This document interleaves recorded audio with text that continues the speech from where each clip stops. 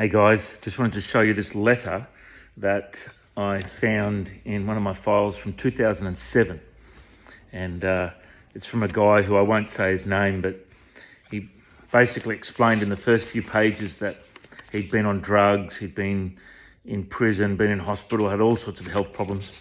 Anyway, you get towards the end of it and it says he used to listen to a different radio station, but one day his car changed to 96.5 somehow, like he listened to 96.5 Christian radio. And James Dobson was on with Focus on the Family, and they were talking about Promise Keepers.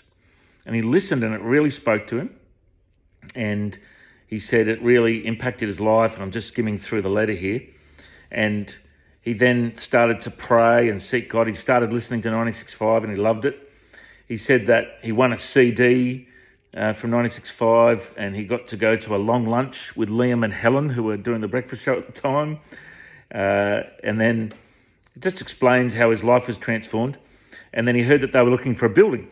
And for some reason, he went to Multi-Choice Home Loans with Trevor Watkins, a good friend of mine, and said, "Oh, can you help them out for a building?" I don't know how that happened, but anyway. And Trevor said, "Hey, mate, do you go to church?" And he said no, and he said, "Well, you need to go to New Hope Church," and gave him the address and told him about me and said, "You need to come." And then he said, "Oh yeah, Matt used to be the sales manager at 96.5. And when he said that, he went, "Oh wow, that's a connection because I love 96.5. Anyway, so he came to church, gave his heart to the Lord completely, and he just wanted to say, "I'd like to thank 96.5 for opening the door for the wondrous world of Jesus Christ for myself and my family.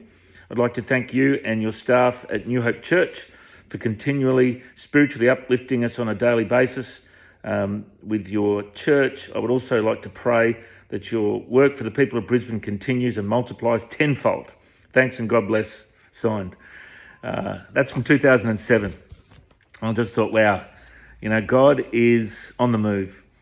That guy there, happened to tune into the radio, happened to tune into Focus on the Family, happened to talk to Trevor at Multi-Choice and then came to church. God used all these things to reach him. And I just want to encourage you, in Galatians 6:9, it says, "Don't grow weary in doing good, for at a proper time you'll reap a harvest." And letters like that just remind me of why we do what we do. God bless you.